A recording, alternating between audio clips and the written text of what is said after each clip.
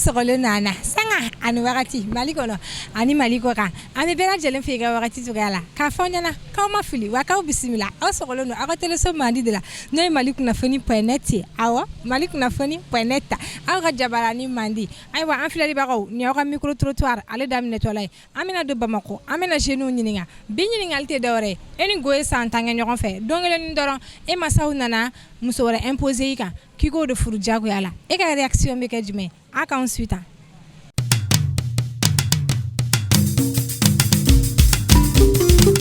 kɔrɔkɛ ça va oui ça va ko ka ɲi nɔ ouais don sigi tɔgɔ ni jamu fan filɛlibagaw ye ne tɔgɔ Seydou Jara Seydou Jara an ka bi ɲininkali tɛ dɔwɛrɛ ye e ni muso ye san 10 kɛ kanu na don kelen ni e wulila k'e b'a furu e masa ko ayi k'olu ye muso wɛrɛ de maminɛ ye ko f'i k'o de furu e ka réaction bɛ kɛ jumɛn de bon ne ka réaction bɛ kɛ min o la comme a bɛ fɔ k'an kana ban an bangebagaw ka fɛn dilen ma bon tɛnɛma yɛrɛ la ni i baloguyara i parents fɔlɔ a ka kan olu kan ka muso ɲini ka d'i ma mais n'olu m'a ɲini ka d'i ma i yɛrɛ bɛ se k'a ɲini yɛrɛ o de y'a kɛ ni mɔgɔ wɛrɛ bɛ kanu na ni parents y'a ɲini i bɛ se k'o ta donc i ni min kanu na i bɛ se k'a ta k'a ye filanan ye quoi mais n'a ma sɔn filananya ma dun ah bon n'a ma sɔn filananya ma bon ni i kɔni fana ye mɔgɔ ɲɛnama dɔ i bɛ se ka taa yira i parents na donc n'olu fana sera k'a confirmer n'u y'a ye mɔgɔ ɲɛnama dɔn donc olu s'u ta to yen min ka di yɛrɛ ye i b'o ta comme furu fana ni kan ko fana b'a la quoi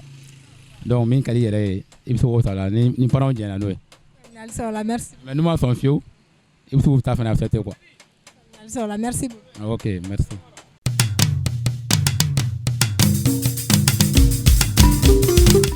kɔrɔkɛ ça va Ça va. Et toi, tu vas bien? oui ça va ko ka ɲi nɔ Ouais, Dieu merci, on se plaint pas. sigi tɔgɔ ni jamu fan filɛlibagaw ye Bon, ne tɔgɔ Abdel Kader Diabaté, mais mon nom d'artiste c'est Abdel Diabaté. ayiwa Abdel Diabaté an ka bi ɲininkali tɛ dɔwɛrɛ ye e ni Go ye san 10 kɛ ɲɔgɔn fɛ donc su kelen ni da kelen dɔrɔn i parents ko i parents ye muso wɛrɛ ta k'a d'i ma quoi e ka réaction bɛ kɛ jumɛn de Bon, pour que n kana danga sɔrɔ je vais accepter et puis ni mɔgɔ min ye san 10 kɛ ɲɔgɔn fɛ n'a sɔrɔ n'a ka d'a ye ka kɛ deuxième ye n b'a kɛ deuxième ye. n'a ma ne ka kɛ ka deuxième ye dun An bɛ ɲɔgɔn ye ka ɲɔgɔn to yen kɛ. ka ɲɔgɔn to o cogo na san 10 tɛ tile 10 ye dɛ Bon, pour que i fana kana parents ka danga sɔrɔ kɔnɔ i b'a dɔn olu ta ye bada de donc i bɛ continuer ni parents ka vie ye parce que olu tɛ n'i bila sira jugu kan ou bien o fana tɛ tiɲɛ. faamuyali sɔrɔ la merci beaucoup. De rien.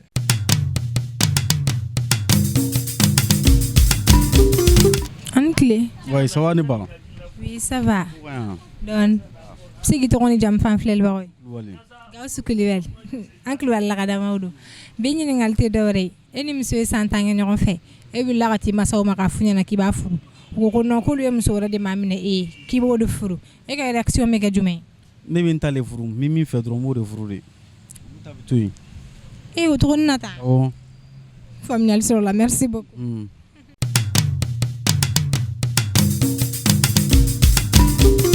an tile Awa ni tile. sigi tɔgɔ ni jamu fan filɛlibagaw Mono c'est Haruna Balo.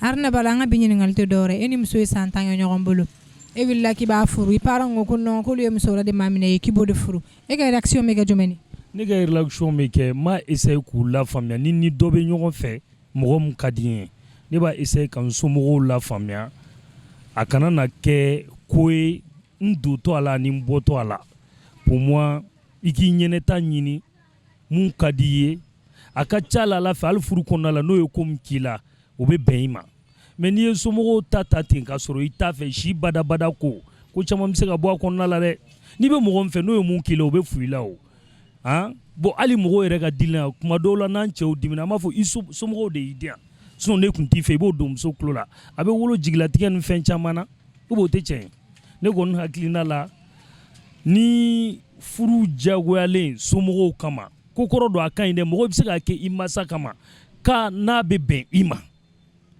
e y'a faamu wa sinon pour moi k'i somɔgɔw lafaamuya ne ni dɔ bɛ ɲɔgɔn fɛ o de ka di n ye a ka sabali a ka to n ka nin ta ne ka hakilina o ye dɛ o kan k'a to ni mun bɛ mun fɛ olu nɔgɔ bɛ ku ɲɔgɔn na pour moi i y'a ye wa bon o kun ye ne ka hakilina ye quoi. merci beaucoup. merci c'est gentil.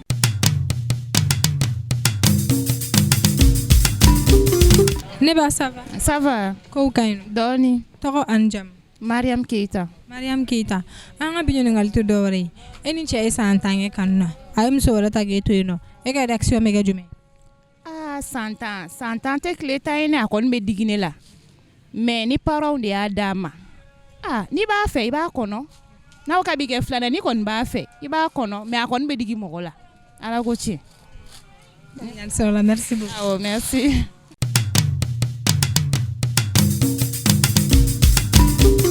An sɔgɔ. Ma an sɔgɔma. Somɔgɔw. Basi foyi tɛ mashallah. Se k'i tɔgɔ ni jamu f'an filɛlibagaw ye. Bon ne tɔgɔ Amadu Koyita. Amadu Keita. Ayiwa an ka bi ɲininkali tɛ dɔ wɛrɛ. E ni muso ye san 10 kɛ kanu na. Dɔɔni kelen dɔrɔn e masaw nana k'u ye muso dɔ maminɛ ye ko f'i k'o de furu diyagoya la. E ka réaction bɛ kɛ jumɛn ni? Bon ne ka réaction kɔni komi parent ko la a ko ka gɛlɛn dɔɔni. Donc dɔɔni na kɔni toujours i b'a essayer i b'i masaw lamɛn. I m'a fɔ ma. Donc ne kɔni bɛ yafa deli kɛ denni fɛ a ka sabali. I m'a fɔ ma muso min dira ma ni bɛ se k'a ta en même temps comme ale ye diɲɛ mɔgɔ ye. Donc ni Ala sɔnna ma n tɛna janfa n'a bɛ se ka makɔnɔ. I m'a fɔ ma pour que n tɛ duwawu jɛ en même temps n t'ale fana ka confiance bali. Mais n fana tɛ n kangara ni dɔ bɔra nɔfɛ ko a kana to furu la. I m'a fɔ ma. Mais n'a kɔni sera ka makɔnɔ n'Ala sɔnna ma kanu min m'an cɛ n bɛ se k'a ta. O cogo na ten ni dɔ bɔra nɔfɛ e b'a to o tigi ka taa n'a ye. Bon c'est à dire déjà u ma dɔ di ne ma ka ban. Mais ne ko n'ale fana tɛ taa. Donc ne ye juguya kɛ. Mais san 10 tɛ tile 10 ye dɛ. Ouais, san 10 tɛ tile 10 ye mais il faut savoir que duwawu fana barika fana o ka ɲi an bɛɛ ma dɛ ou bien. Faamuyali sɔrɔla merci beaucoup. Ok, merci.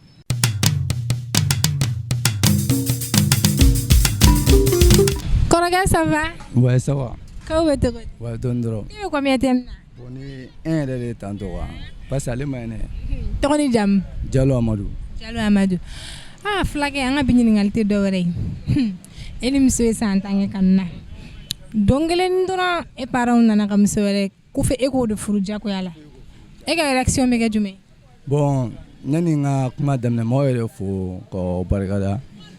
Parce que ni fɛn ninnu filɛ fɛn ɲɛnama don nka mais mɔgɔw tɛ a jate de quoi. I ma jate a. Bon ne kɔni ta ni hakilina min ye olu fana tɛ koba ye quoi. Parce que n'i y'a mɛn mɔgɔ i ko i bangebaaw quoi.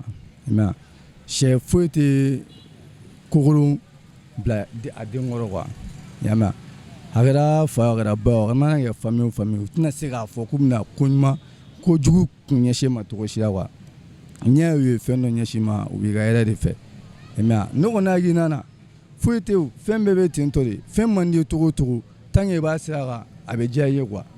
Est-ce que y'a faamu i bangebaaw bɛ se ka muso ɲini ka d'i ma k'a sɔrɔ ni mun bɛ ɲɔgɔn fɛ i n'o ye ɲɔgɔn faamu mais olu ɲɛ bɛ fɛn dɔw la nin na k'a sɔrɔ o tɛ e ni mun bɛ ɲɔgɔn fɛ i ni mun ye san 10 kɛ ɲɔgɔn fɛ quoi. Mais bon hali sisan n'i y'a ye furu bɛ sa olu n'a ɲɔgɔnna de don parce que anw filɛ an bɛ kanu de dɔn muso sɔn ɲuman ani muso min bɛ mɔgɔ bonya muso min bɛ se ka mɔgɔ ladon an si an t'o dɔn wa. Est-ce que y'a faamu mais fa ni baw de b'olu dɔn parce que olu ye dɔgɔ a ko la ka ban mɔgɔw y'olu bala a ko la an tɛ foyi ɲɛ dɔw la wa.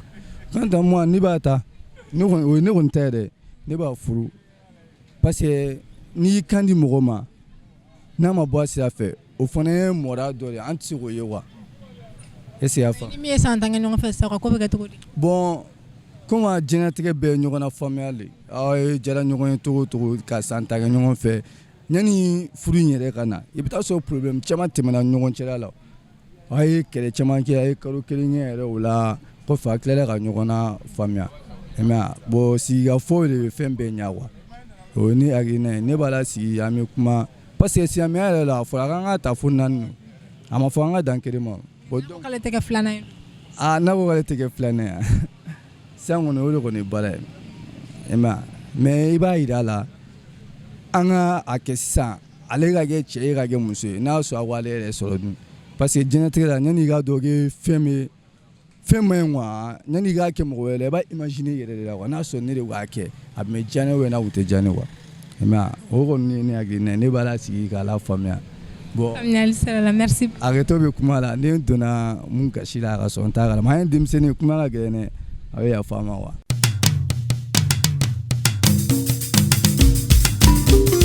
Kɔrɔkɛ ça va? Ouais, ça va. K'o bɛ cogo di? Tɔɔrɔ tɛ. Tɔgɔ ani jamu? Bon, ne tɔgɔ Cheikh Umar Keita. Cheikh Umar Keita. Keita kɛ. K'o bɛ yen nɔ an ka bi ɲininkali tɛ dɔwɛrɛ ye. E ni Go ye san 10 kɛ ɲɔgɔn fɛ. Don kelen dɔrɔn e parents nana muso wɛrɛ imposer kan k'e k'o furu. E ka réaction bɛ kɛ jumɛn ye? Ah bon, tiɲɛ yɛrɛ la a bɛ digi n na. I y'a faamu, a bɛ digi n na yɛrɛ de. Fɛn caman bɛ don hakili la mais masa ko ka bon ni fɛn bɛɛ. A tɛ diya n ye dɛ. Wala a tɛ diya n ye mais masaw m'a ta masaw ka laada kan. I y'a faamu. Mais e ni min ye san 10 kɛ ɲɔgɔn bolo ko bɛ kɛ cogo di sisan? Bon, ne b'a essayer k'a lafaamuya. N b'a essayer k'a lafaamuya. I y'a faamu, n b'a lasigi don kelen ka kuma a fɛ ni hakili ye k'a lafaamuya kosɛbɛ yɛrɛ f'a ka sɔn. O la n'a sɔnna n bɛ sɔrɔ ka n bɛ furu accepter masaw bolo dɛ mais n bɛ lamunumunu kɛ yanni n ka furu kɛ fɔlɔ parce que n b'a f'u ye n b'a to yen ko nin wagati ka tɛmɛ pour que n ka se ka fɛn mais n kɔni b'a accepter pour que o fana b'a maa minɛ ka diyan u y'a prévu cogo min na o k'a kɛ ten mais n ka sunkuru n bɛ kuma ale fɛ n b'a a lafaamuya ka hakili lasigi k'a fɔ a ɲɛna ale de ka di ne ye o la n'a y'a faamu sisan ni n yɛrɛ y'a dɔn k'a hakili lafiyara o la n bɛ sɔrɔ ka furu kɛ o la kɔfɛ n bɛ fɛɛrɛ kɛ k'ale ta. N'ale ko k'a tɛ kɛ filanan ye dun? Ah bon n b'a fɔ a ɲɛna a bɛ choix kɛ parce que masa kɔni ko ka bon parce que ni ne ko sisan n bɛ n ban masaw ka ma a ka di ne k'an ban mais est ce que a ka di mɔgɔ ye i ka kɛ kelennabila o fana ka ɲi ni ne ko n bɛ n ban masaw ta ma o ye ne kɛlen kelennabila ye dɛ fɛn bɛɛ n'a cɛ parce que masaw b'u sen bɔ ne ka vie bɛɛ la hali n ka foyi a tɛ kɛ famille na bon o dun man di maa si. Faamuyali sɔrɔ la merci beaucoup. Ouais, de rien.